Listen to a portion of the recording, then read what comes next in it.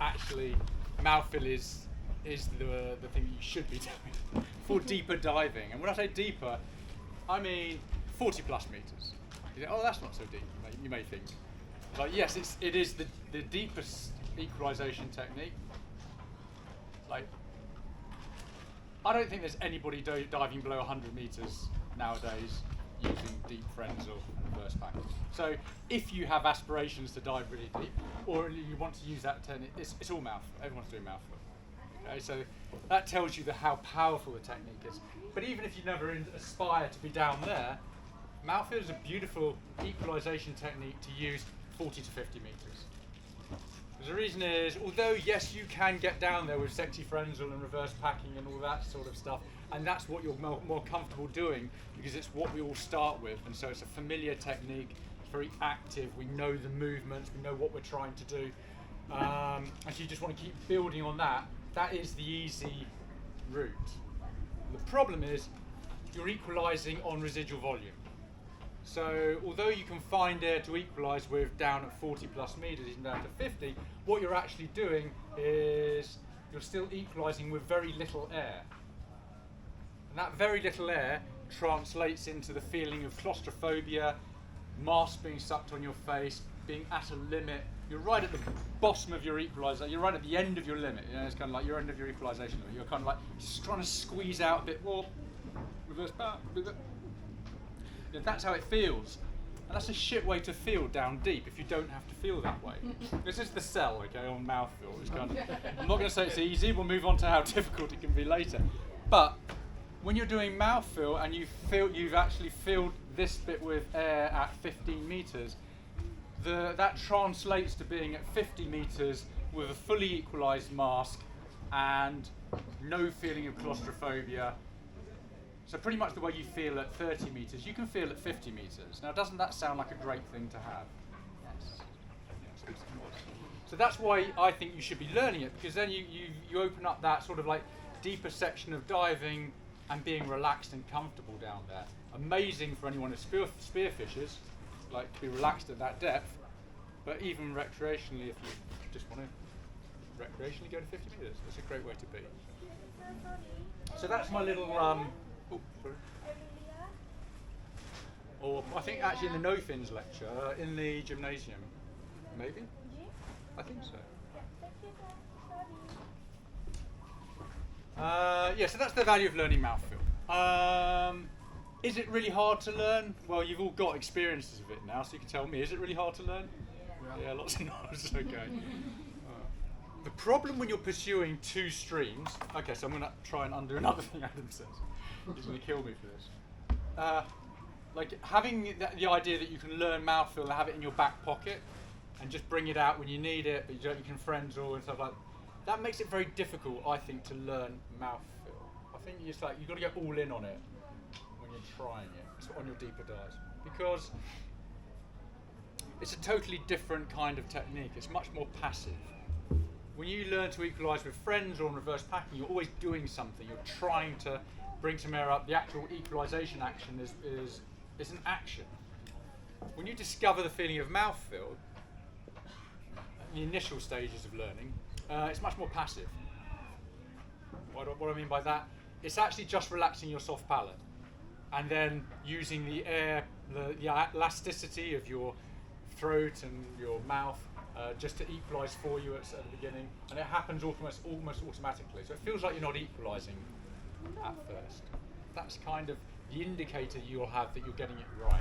It feels completely different to anything that you've been doing before.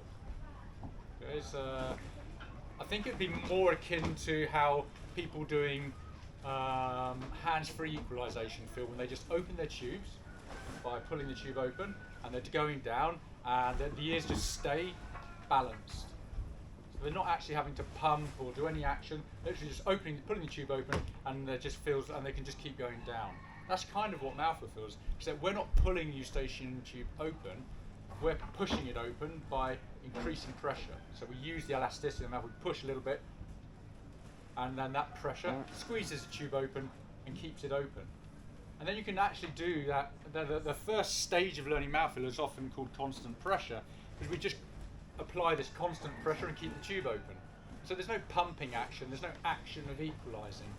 You're just descending, and there's enough pressure against the back of the ear to keep it equalised. So that's kind of what we're searching for. Okay. So rather than learn every stage of mouthful right from the beginning, like learning how to charge it, okay, that's fine, but then learning how to manage the different stages with cheek pressure, and then moving to tongue pressure, and T-lock, and K-lock, and then SP-lock, and all that sort of thing. That really confuses the issue when you're first starting, because when you start doing the T-lock, K-lock, SP-lock, you associate that with frenzel, which is what you've been doing before, and so you confuse the movements, and you often open the soft palate, or close the soft palate, or open the throat in between, and you don't really discover the feeling of having having your soft palate relaxed.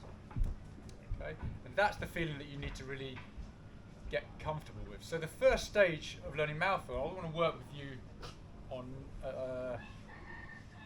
together first, before I do questions and answers and problem solving, is really just to make sure that you are all familiar with the feeling of the soft palate being relaxed, and you can move air from your mouth out your nose.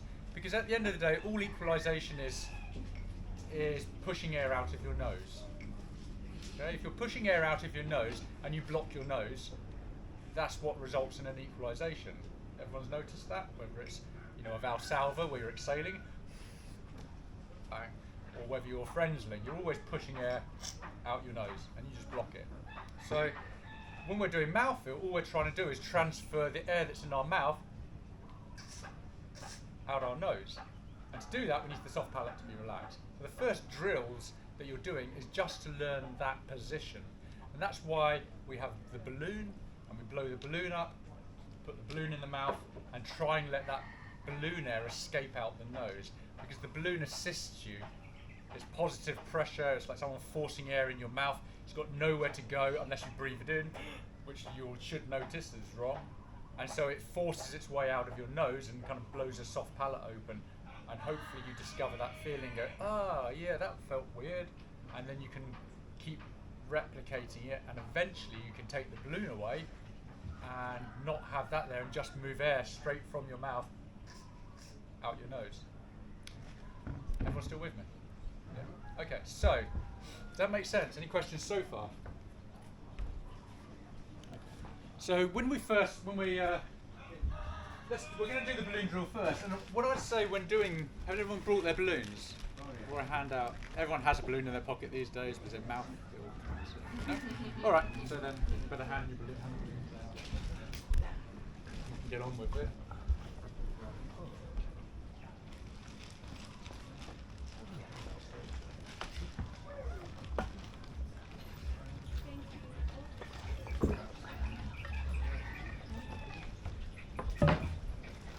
So obviously you've done this drill before with the balloon. And what I've noticed when teaching mouthfeel to so many groups before is the first time people do it, everybody says they've got it, and I can see everyone, the balloons deflating everywhere, and people get bored of the practice, and then it's not normally until second or third mouthfeel sessions when we've been out in the water and everyone's failed mouthfeel that they actually become engaged and start practicing the balloon drill again. So we'll see how we go with it now. Okay. Huh? Oh my god. Tragic. Well, I don't need them.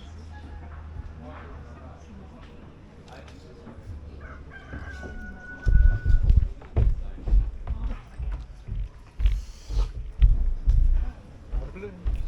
I do not have any more. Me neither.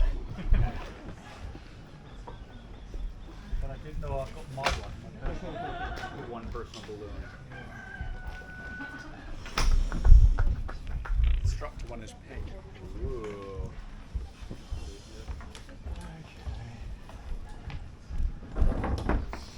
So, that's it. All we're trying to do is find that feeling of the soft palate being relaxed. Do I need to draw the anatomy up for you to see the soft palate? You've all seen that this week, haven't you? So hopefully I don't have to help you visualise it. Yeah, I've got it here. Yeah, we got the back. We've just got it here up the front. Right behind the deeply shirts. Oh, everyone look at the back of this. Okay, so all we're trying to do is find that position of soft palate being relaxed, and just to remind you, it's the same feeling as when you're exhaling out of the mouth and the nose at the same time.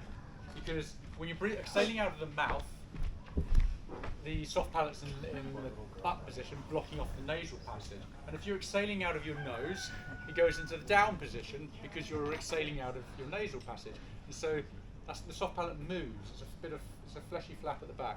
Okay, so you can kind of feel it by going in between. And then the neutral position is when you're exhaling out of both at the same time. So that's how you can practice finding it at the beginning. And once you've got it, you can use the positive pressure from the balloon. Find it. And let that positive pressure from the balloon just blow out of your nose.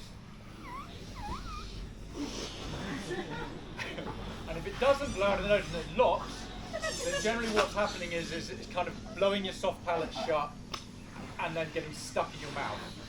Okay? So it's a possible outcome.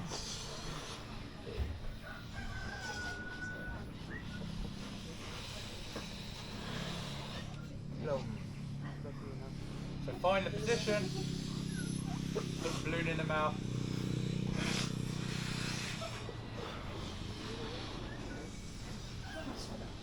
Sometimes if it locks, so let's say you put the balloon in the mouth, and you find the position, and it kind of locks. Then the pressure of the balloon has blown the soft palate shut, and it's actually pushing it shut. You can kind of save the day by, when you're in that position, exhaling, doing a little push out of your mouth and nose at the same time, so you're blowing back against it, and that kind of pushes it down. And then because there's positive pressure, it finds its way out.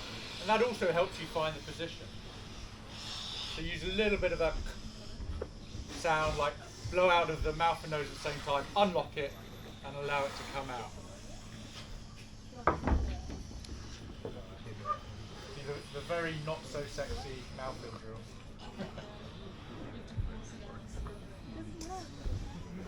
How are we doing with that? No, it doesn't work. Your balloon's broken, obviously. No, I broke my nose. It doesn't Go on, work. show me. Yeah, so it's locked. Your soft palate's shut. So then try and push out of your mouth and nose at the same time. So the problem is that it's like, you're not, unless you're lucky, you won't stumble across it straight away. Hopefully you will. But keep... Yeah, go on.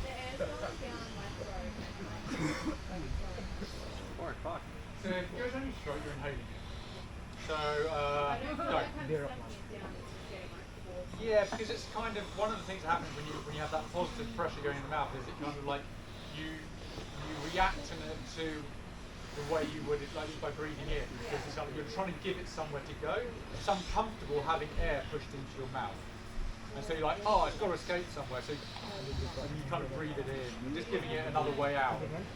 Obviously, you want to try and avoid that and let it, the only escape route be your nose.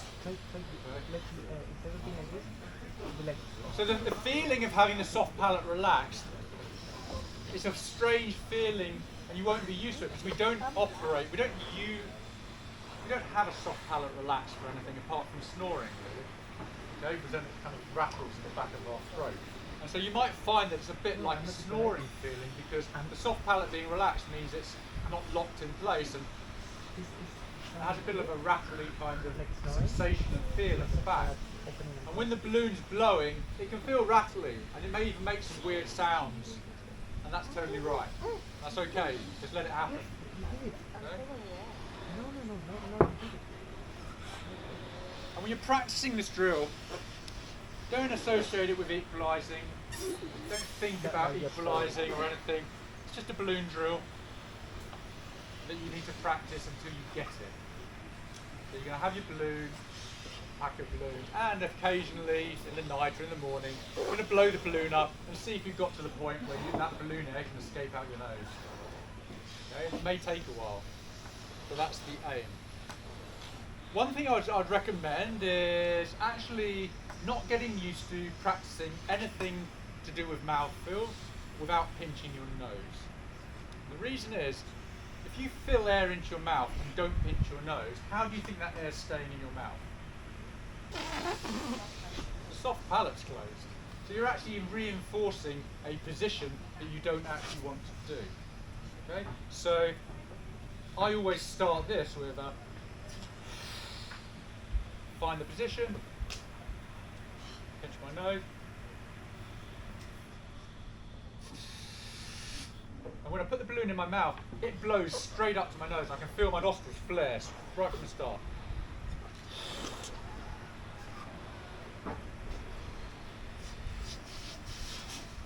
It's just finding an easy passage, straight out up to the nose. Making it look easy, I know it's not easy. I'm very relaxed doing it. What is? I don't understand why it doesn't work. What is closed? The soft palate's closing. So the roof of your mouth is your hard palate, goes all the way to the back, and at the back there's an area of soft tissue that changes position depending on whether you're breathing through your mouth or your nose. Yeah. And the position we're looking for is when it's neutral, so it's not blocking the mouth or the nose, and that way air can move around the back of it Yeah. and go from the mouth out the nose. Yeah. But it's not a normal position, so we have to discover that position Yeah. this Do that. way, and then learn to be able to replicate it. Okay? But the trouble with learning the soft palate being relaxed is, I say it's not a natural position that we've done up until now. There's no reason to do it. And so you're not familiar with the feeling. And it's not an action. You don't move a muscle to relax the soft palate, really. In fact, the action is more closing the soft palate. So you're trying to do something that you've never felt, pretty much. And that's the difficulty of it. So you've kind of got to stumble across it. And when you stumble across it and you found that feeling, you go, that's it. Then you can repeat it through practice. But the difficulty of learning mouthfeel is simply because it's not something you're familiar with. It's just this feeling that you've got to stumble across first. And then you can replicate it. Okay? So if you are having difficulty, it's totally normal. I don't have a balloon today, but I tried it the other day, and what I could, if I blew up the balloon, it would, I have to like hold it closed and pinch the balloon closed before I could arrange my mouth so that I could then release it and it would come out my nose. So I couldn't blow it up and then immediately. No, that's fine. Yeah, doing it in stages like that. Yeah. Because often if you blow it up and then let it go straight into your mouth, it's going to shut the soft palate, and then you have to have the ability to reopen it, which you will get in time the more you do it, but at the beginning, for sure you can't. Shut it shut. That's why I say find the position, pinch the nose, like exhale out of the mouth and nose at the same time, pinch, try and change nothing, put it in your mouth and see if it comes straight out there. And then if you find that it's blocked and you're trying to fix the situation, again, try and do that little exhalation out of the nose and the mouth at the same time and see if that unlocks it. See if you stumble across it that way. Yeah. So there's no need to try to train the soft palate to stop it. Train the soft palate. No. I'm interested in the idea. It's like, yeah, that's the thing. We're not trying. No, yeah, train or familiarize. Yeah, you could say that's a fair enough word to use. Yeah, like to stop I the wouldn't. air Yeah, flow I wouldn't try and control it in that way yet. I would just try and find the position. Okay, and then we can once you've found that position, we can reinforce that feeling. On FRC dives, using an equalisation tool, but just by blowing back and forth. Like the next extension, who's got equalisation tools already? Some of you? Like these little things that allow you to blow out your nose. Good for practicing frenzel if you're frenzellers, aren't they? Because it's really good for practicing the movements that you're going to use to generate pressure when you have very little air in your mouth. And that's even relevant for mouthfill later on when you're using the last bit of your mouthfill. But for practicing mouthfill, ultimately what you're trying to do is just exchange the air from the mouth out your nose. So it's the same as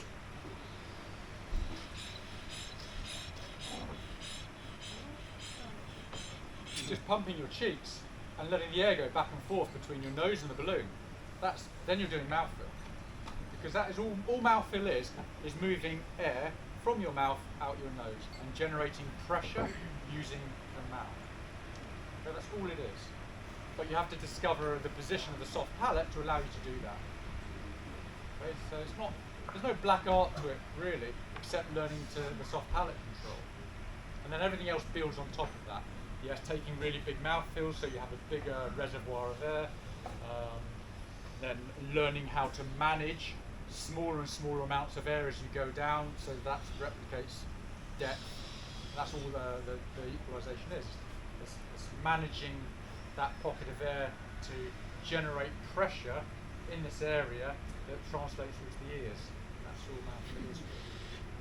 Okay? So the first step is literally just putting air in it, but if you can get this balloon to blow out your nose, then you know that the soft palate is in the right position. So the next step from there, to give you an idea of where you're going with it, you've got the right position. You can try and catch it, let it run freely out your nose,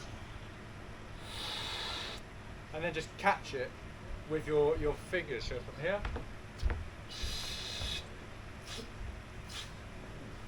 and just catch it.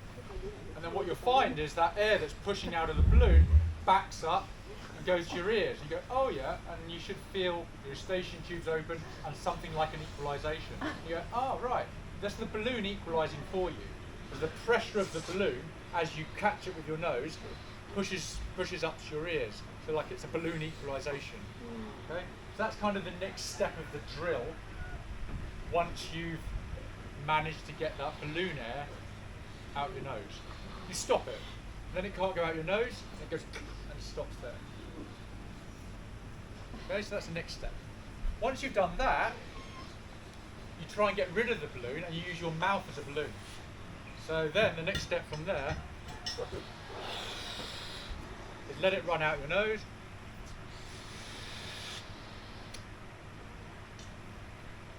Catch it with your cheeks full of air and just squeeze your cheeks to let your cheeks act like a balloon. Squeeze your cheeks and generate that pressure against your ears. So that's the steps. Because once you're doing that and you can put air in your cheeks, squeeze your cheeks and equalise your ears, you're doing mouthfill. That's it. There's nothing more to it. So he said, making it sound really simple. Anyone even close to that? You don't feel like they've got something like that. Yeah?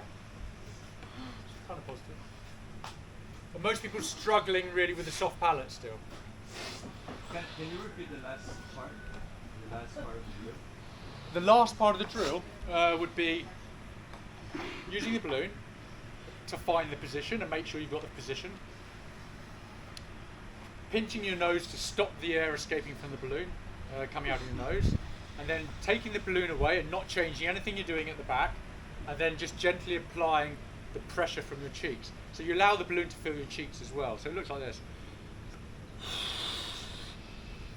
Find the position.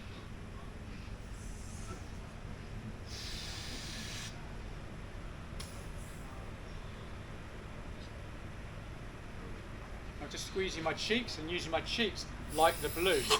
And that still equalises my ears. And that is the first stage of mouthful. That's what you can then work with when you're doing FRC dives. All you do is, as you're at 5 meters or wherever you're taking your mouthful charge, you fill your cheeks and you try and blow the air out your nose from your cheeks. So imagine you've got your balloon and you're trying to do exactly the same thing as you were doing before. And push the air from your mouth out your ears and your nose. Okay, then you're doing mouthful, and you just see how far you can go with it, and you'll find that suddenly you can use that to equalise with. So It feels totally different. where's your tongue when you do that? Well, when you first take a mouthful, your tongue's kind of just loose in your mouth because you've created this big cavity and your tongue doesn't fill it, and so it's just loose and doing nothing.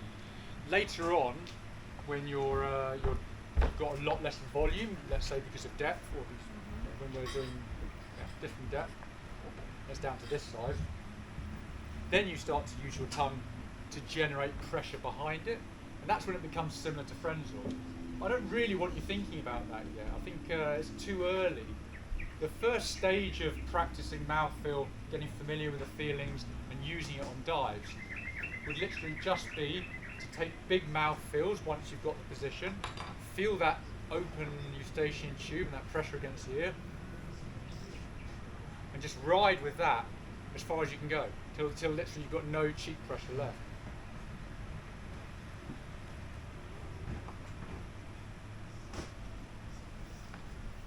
So not moving your tongue at all, literally until you can't generate any pressure. And you'll probably find that if you were taking a mouthfeel at the surface, or maybe 2 meters, something like that, you'll get to maybe 20 meters.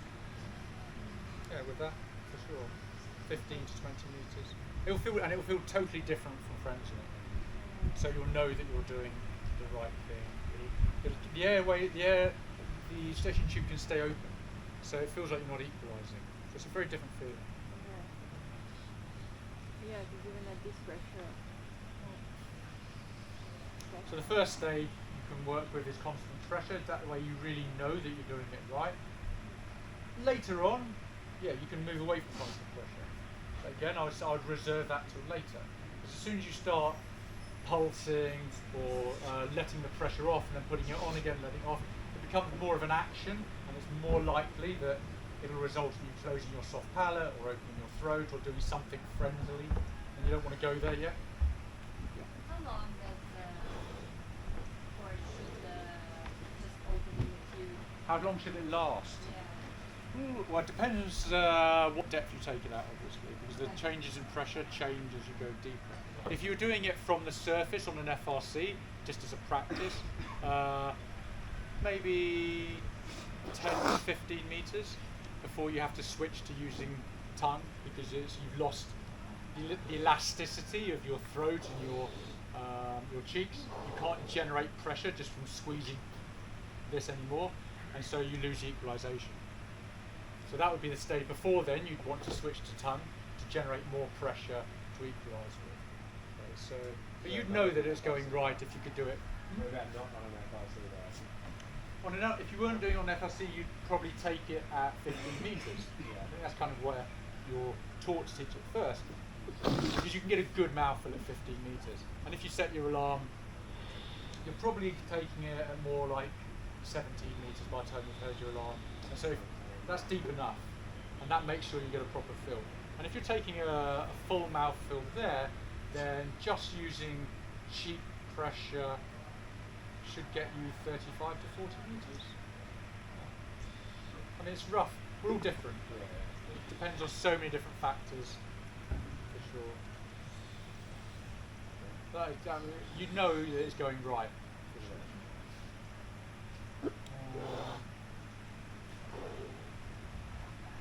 And you said just only using the cheek pressure, you get to around 40 meters. But what if you start using the tongue? How much more can you advance? With a mouthful at 15, Yeah. if it's a full mouthful, and it all depends on, there's so many factors of mouthful, because it's like, how well you do it is changing all the time over the years. And so it's all about refining your technique and being efficient, managing it better, pushing less. There's so many different factors involved. And when you're first starting, firstly you're using constant pressure to start with. So that's a very rough way of using mouthfeel. But it's the way most people progress with first, because it feels so good. So it's giving the right feedback, and you've normally got enough, even though you're wasting air technically, you can still dive deep with it. And with constant pressure, you might progress 60, 70 meters switching to tongue as well later. But with constant pressure, you tend to push maybe too hard, takes a little more effort, like, because it's a constant push. So at first, when you're first taking the mouthful, there's enough elasticity in this region to just apply the mouthful. You're not really doing much because you've stretched it out when you took the mouthful. It's kind of like it's all just trying to. It's elastic, isn't it? The flesh, so it's pushing. But then after a while, the volume's got less, and so the container now is too big, and you have to adjust the size of the container to fit the volume of air, and that's what you're doing when you're starting to push with your cheeks, close your jaw, and push your lips forwards. Okay, so as you get better at that, you do it with less pressure, and you want to do it with less pressure ultimately, because the pressure that you're exerting on equalisation on your ears, if you push really hard, that pressure is exerted evenly across the whole container, and the other side of the container is your glottis, and it's not like an airtight trapdoor that's been shut after you've taken your mouthful. It's just your vocal cords pressed together. Okay, so it's leaking at the end of the day. And if you press really hard by equalising really hard, it's going to push. That was me, like pushing really hard against my ears. Like that noise is it being pushed through my vocal cords. I used to hear that noise all the time on dives and think that I was losing my mouthful because I was not relaxed or I was doing something wrong. And on really deep dives, and all I was doing was pushing hard to make sure I was equalised and pushing it against my vocal cords, and then that would freak me out, and the noise would put me off, and then I'd lose my mouthful. And it took me a long while to realise what I was actually doing. And so I think it was by mistake as well. I lifted my chin or something like that, and suddenly took the pressure off. Because when you lift your chin, you increase the size of the container. You've made a gap, and so I looked down or something, and suddenly the noise stopped. It was like I had this eureka moment of I'm pushing too hard. So is that sound? Does that sound mean that there is a push? Yeah, generally. Yeah. So you say that when you do this, you open more space. So if you do this, you close it. Yeah, exactly. So what you do is, okay, we can move forwards a little bit and talk. If some of you are doing mouthful, the next logical step is to talk about taking the mouthful. Okay. And when you're first starting, I would say don't take too big a mouthful. Be gentle with it and just charge like into your cheeks, into your throat a little bit. Just have it there. But ultimately, the more air you pack into this container at a depth where you can fill it, like the bigger container you've got, the deeper you're going to go. And so you want to fill everything you can. Now, how much of a container you create is up to you. If you extend your neck downwards, you will fill into your neck as well, because it's everything above the throat. But if you then ram your chin down straight away after you've done that, you've made it too small for the amount of air you've just filled it, and you start putting pressure on your throat, so you're very likely to lose your mouthful. It will cause a situation where you just can't hold on to it. So you can, if you do decide to fill that much, it's important that you don't bring your chin down for you pause for a few seconds and actually use that position as your first few equalisations, and then as you bring your chin back into the correct position, that actually creates another equalisation, because you're using those movements to actually generate pressure. And so you might actually get 5 metres just from filling and then bringing your chin down. Yeah. And then you can start working on closing your jaw, because that would be the first movement. The jaw's so wide open, you're just closing the jaw. And then you would start working on pushing your lips forwards and squashing your cheeks. So that would be like the first few stages of mouthful. But you'd have to be careful. There's a lot of people, when they first start charging, they do whole body mouthfills. Like they're arching their back, right?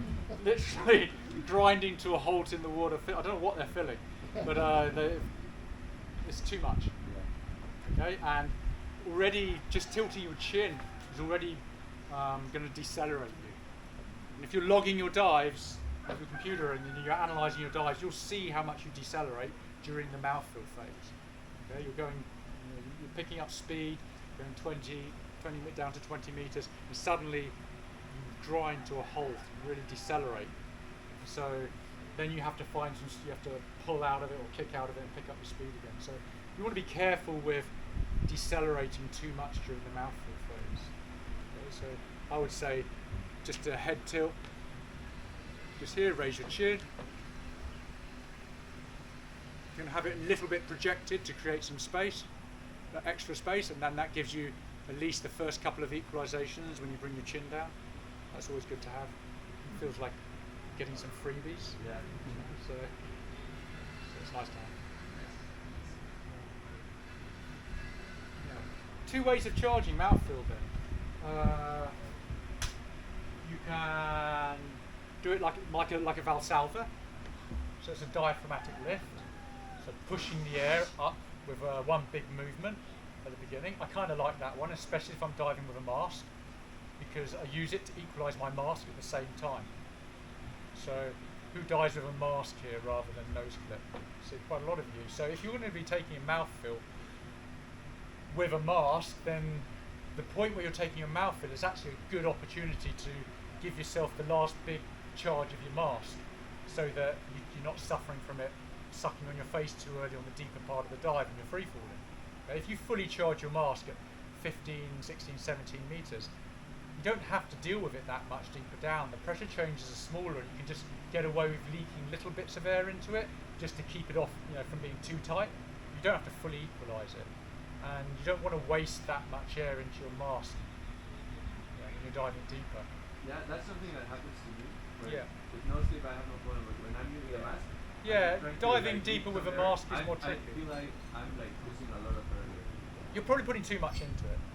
Like I said, if you fully equalise it at between 15 and 20, then you should only do a couple of little leaks just to take the pressure off down to 40 or even 50. Like a couple of times. But we shouldn't squeeze so much as long as you fully equalise it. So a good way to take the mouthfill at that depth is to do a diaphragmatic lift and charge into your mask and to your mouth at the same time. So rather than going just filling here like that, you exhale out of your nose into your mask from here at the same time, and it fills it all. And so you've solved two problems there. You've charged and you've equalised, and then you can go into your free fall. So have a go with that. That's the good way of doing the first big charge. Later on, if you are going to top it up, maybe a couple of meters later, my later charges tend to be just reverse packs, and that's because you're not trying to move a massive amount of air, and a reverse pack is often enough. So if I do a big charge, my second then I do a top up straight afterward. That's just a reverse pack to fill it. You can play around that. There's no right or wrong. Sorry for some questions. When you already have air in your mouth and you try to reverse back, doesn't the air go back? You don't lose your mouth? No, because you're not doing this super deep. Okay. That's why we take the mouthfill. You're doing this where you still have plenty of pressure for equalising frenzel even. So we're not waiting to residual volume. We're doing this at 16, 17 meters. If it's just a normal a full breath from the surface, I would never try and charge below 20 meters. Because even if you have a sensation of charging below 20 meters, it's not a full charge. Okay, you think you're filling and you think, oh yeah, I've got some air in my mouth, but actually, even the sensation of pushing, sometimes the air is going backwards, especially when you do it deeper. So you mentioned you're just topping off right away. Top off right away. After you do the mouthful. This is really moving into mouthful strategy. Okay. So it's like, it depends if anyone's there, then yeah, we can talk about like how you get deeper, but I don't think anyone's really at that stage yet. And ultimately, you top up as deep as you can, Okay. but you need to be able to. There's no point in topping up deeper unless you've taken more air from the surface. If you're trying to top up deeper than 20 meters on a normal full breath, you're not topping up. You just think you're topping up, but actually you're just going to dive to the same depth. It's probably even less. Actually, it'll be less than if you took a proper good charge at 15 meters, really full, and then manage that well. You'll go deeper. If you want to top up and, at deeper depths, do a charge at 25 meters. You need to be packing at the beginning so that you've got more air and you reach residual volume deeper. Because it's all based on residual volume. You can't move air up into the mouth below residual volume without reverse packing, as you said. But then if you reverse packing, you're not getting a full mouthful. So yeah, it's counterproductive. So usually with charging at 20 meters, you should be able to get to 100. no, I wouldn't say. I don't. Some people maybe. I don't know anyone. I think who would charge at 20. Alexi told me for 100 he charges around 20. Maybe then, Alexei. Yeah. He's a phenomenon. Yeah. And he charges, maybe. I don't know. Possible. I think he's probably charging a little bit deeper. Maybe he has an alarm at 20, and then when he does a charge, by the time he hears his alarm, he's charging probably 22, 23, and then he's maybe charging over a period. So we very rarely just do one charge, because if you try and fill your mouth up totally full just off one charge, you can always get a bit more in. If I try and fill it as full as possible, I can still squeeze more in. Just by squeezing, and plus you're free falling, so you're already losing volume as you're doing it. So you kind of normally do like a full charge and then straight away one more little push, and then it's a two-step. And so maybe really it's at 25 meters. But that's possible because he generally starts charging at 30 meters when he wants to go way beyond the 100. So yeah, it is possible. And it all depends on how well you manage your mouthfeel, how little air you're losing, how big the air spaces are already in your head that you're having to fill. It's all very individual as to how far you can go with the mouthful. What can we cover next? If you have time, can you talk a little bit about the tongue? Yeah. Okay, so how we exert pressure with the tongue. Yeah, if you often go. Okay, so if you're already using cheek pressure and you're happy that your soft palate is relaxed, then at some point you're going to have to transition.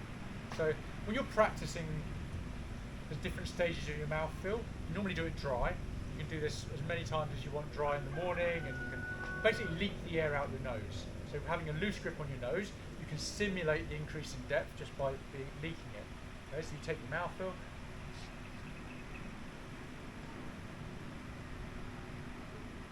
you just press and leak it out your nose. And at some stage you can decide when you're going to transition. So if you wait until you've got no pressure left from your cheek equalisation to do the transition, you can get away with doing that when you're practicing dry, and it may seem the logical place to transition. Okay, so you're going to transition to probably a T-lock. Okay, so you move your tongue to the front, grab all the air you can, and bring it back into a T-lock.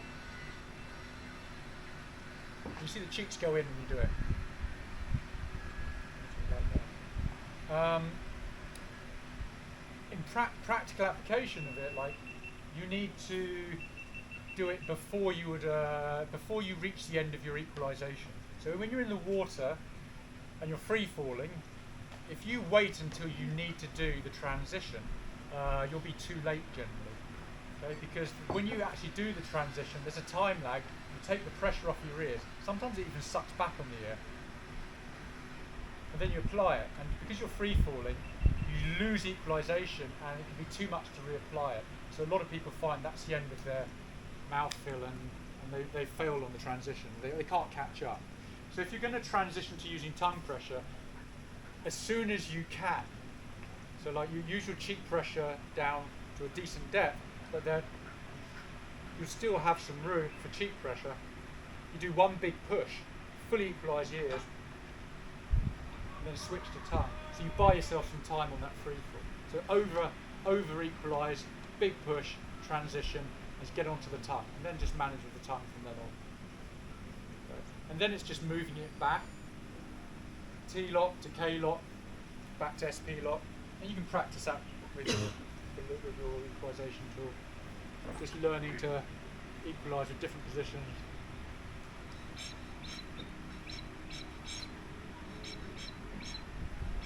Move their tongue back until the last position is literally the back of your tongue, and that's the same position. That's a really good one to practice equalising, even for your frenzel, equalising with your tongue out of your mouth. Okay, so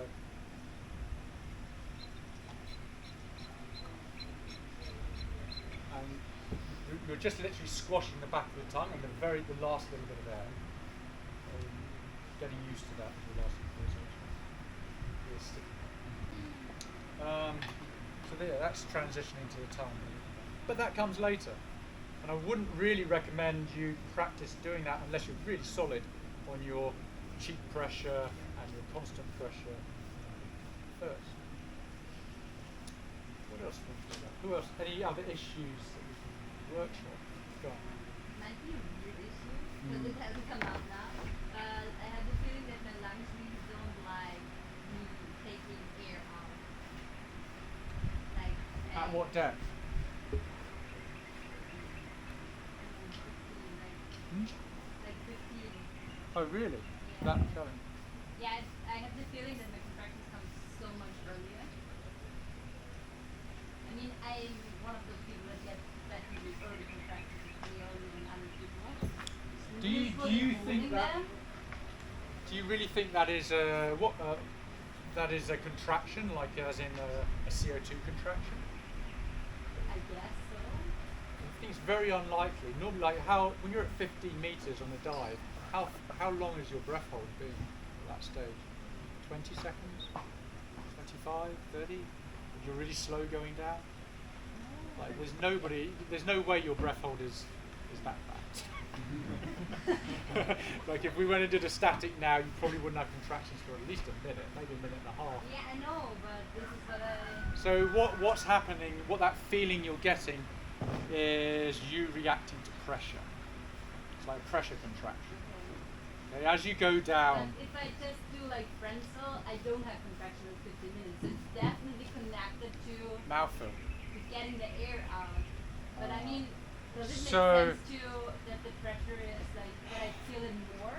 It can make sense. I mean, it's hard to sort of like see what's going on. It's possible that you're just holding your diaphragm up. So you get this after you charge. Is it? I learned like this. Yeah. Okay. And after you charge, And what do you do with your diaphragm after your charge? What's happening with your diaphragm after you charge? Okay, so try this. Like, Okay. after you've taken your charge, push your stomach out. Okay. Okay, because that will ensure. But the way you push your stomach out is you're dropping your diaphragm. Okay, because it's quite common to charge And then I and leave it out. and leave it lifted up, Okay. and so it's tense, it's contracted, it's lifted up, it's creating a smaller airspace up here, and just hold it up now, and you can see it feels uncomfortable. Yeah. And so you're holding on to that feeling, Yeah. trying to relax whilst holding your diaphragm contracted. It's like you're pulling yourself in opposite. So after you've taken your charge, push your stomach out and then relax, just so that you know that you've dropped your diaphragm, and then just do nothing, just relax. Once it's down, you're not going to lift it up again, because you only lifted it when you were charging. And it becomes just another step in your dive. I still do that. When I take my charge, the first thing I do going into free fall is I push my stomach out. It's very easy to keep the diaphragm lifted. Okay. Yeah. So yeah. just incorporate it into your dive plan as something you do after your charge. Push the stomach out, relax, done. Yes, definitely. Like my mouth is definitely in the thinking phase. Where Yeah. I have to be super aware and concentrated. So yeah. Any other problems? How to avoid losing air? Like let's say at the depth around 48, 50 meters, when you're switching from T-lock to K-lock. At that moment, there is a tendency to lose the air, to lose the mouth. Just lose it down. Kind of like swallowing, but it's not really swallowing, just it goes. Yeah, losing the mouthful. I mean, there must be Exactly. 10,000 posts on people losing their mouthful. Yeah. There's a lot of lost mouthfuls out. It's normally it's a relaxation thing. Relaxation. I thought so. Unfortunately, we always come back to that, and everyone hates hearing it. Like that, relaxation is normally the problem that's causing something to happen with equalization. But it is the way. So then, whenever I'm confronted with that possibility, and it's affected me at several times, because even like moving, how do you find the extra equalization to move from 100 meters to 105 or 105 to 110? It's kind of like technically everything you're doing seems really refined, and you've really looked into the math, and you don't know where you're going to find this extra air from. And the problem is that extra air comes from being more relaxed on the way down, and using the air way more efficiently, because you are more relaxed and you can be so much more conscious of what you're doing. And so it's not something that's easy to attain. Like, how do you work on relaxation? You kind of have to wind it back a bit and then think, well, okay, you can't become more relaxed by trying. Like, more effort won't make you more relaxed. So you have to think, why are you not relaxed on a dive? What factors would make you tense? Is it because is there a fear of depth? Is there you're not confident in your breath hold? Like, try and identify something that would give you more strength on a dive. That's how I've kind of problem solved in the past. Actually, not about. Sometimes you're perfectly relaxed. It's still, as soon as you start to play, here it goes. So you can also look at making sure you're not pushing too hard with your equalization. Maybe when you're transitioning to T-lock, applying too much pressure. What about transition to K-lock? Pump down. Transition to K-lock. Okay. Well, there's still maybe something to do with applying too much pressure. It's hard to identify.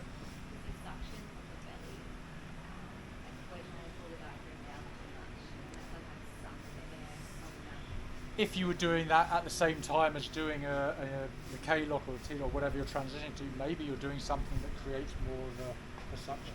It's really hard to identify these things.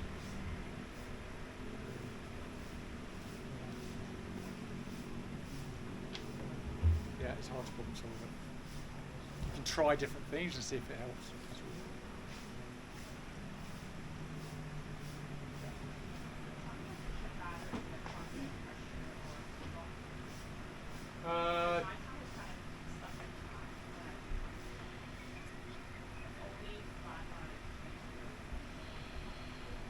Yeah, I'm not really aware of my tongue position.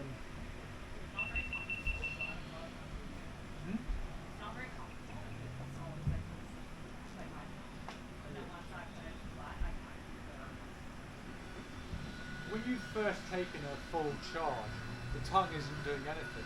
There's too much room. So you mean later on?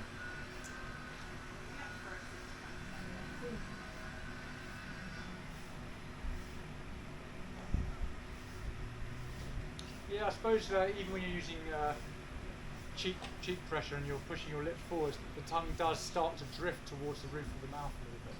But there's gaps on the side. It hasn't created a seal. So you're not generating pressure behind the tongue. It's just kind of lifting towards the roof of the mouth. As you close your mouth, basically. Because it's attached to the bottom, it starts to lift.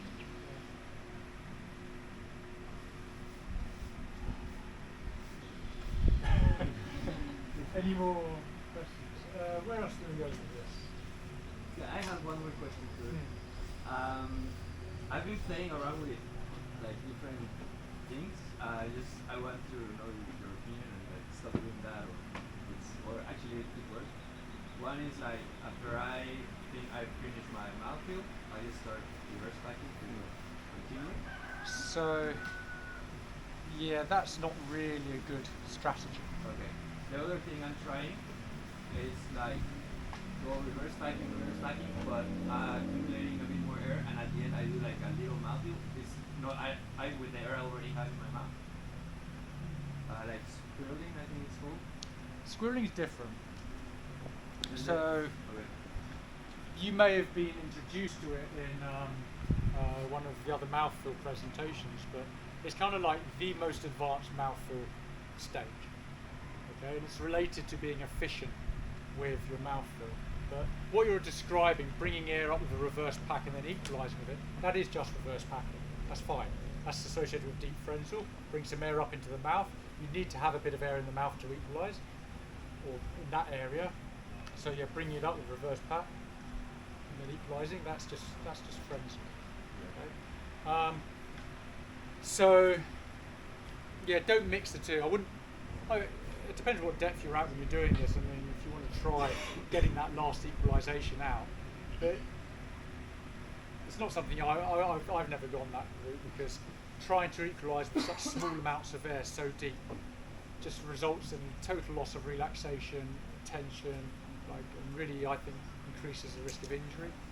Yeah, I've heard my trachea. Yeah, exactly. The trachea squeeze, it's just that's what I would most fear. So, yeah, I mean, squirreling is different. Squirreling is basically just moving the air around. So to take it away from the throat.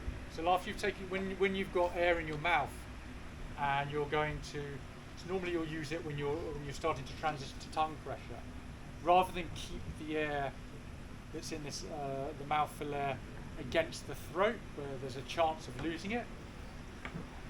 So having it loose in the mouth, you push it to the front and then you use your tongue as a block. You just move it back behind your tongue when you want to equalise it. Over it.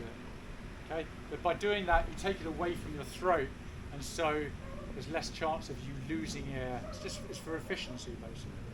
So it's quite an advanced technique, because to be able to move air around inside your mouth whilst keeping your soft palate relaxed, so you're equalising and not swallow it, it takes quite a lot of control of your equalisation.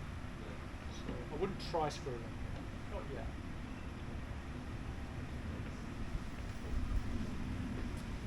So what you do if you do lose your mouthful, you don't switch to anything, you just come back to the surface and try again. So if you really want to progress with mouthful and as a deep technique, then trying to do things to fix it is kind of counterproductive. I would just come back up to the surface and then have another go at the dive and try and work on doing that.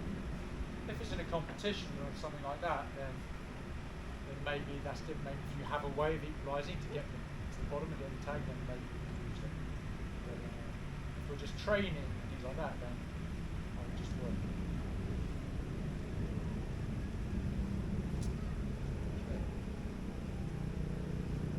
That's what I'm going to cover. So what I would emphasise is obviously the drills that are initially covered with the balloon. If you are having problems, the first thing you've got to solve is your soft palate being relaxed and being able to move air from your mouth out your nose. That's it. If you can move air from your mouth out your nose, you've actually got the fundamentals of mouthful already. Because then all you've got to do is generate that pressure from your cheeks and then replicate that on an FRC dive. Okay, so once you think you've got it and you can put air in your cheeks and squeeze it out your nose, that's what you would do on an FRC dive. You'll go, fill your cheeks, and then try and squeeze that air out your nose. Just hold on to your nose tight and don't let the air out, and then it'll equalise your ears. That's your first step, and you'll have a eureka moment. If you haven't been there yet, it'll feel wildly different, and you'll go, that's it. And then from then after that, you can practice trying to take a bit more air into the mouth and go further with it. So that's the next step. If you've got success with that, and you find that you're getting down to 15 to 20 meters with that, maybe you are transitioning to tongue if you're happy to experiment with that, then obviously start taking that same mouthful at 15 meters and then do exactly what you're doing on FRC from 15 meters. And you'll find just trying to blow the air from your cheeks out your nose, and you'll find that it will take you down in a different way. It will feel very different. That's it. Okay. If you wanted to ask a question and you don't want to ask it in the group format, then come and talk to me now afterwards. I'll try and solve something. Okay?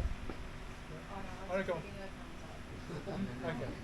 Well, thank you for listening.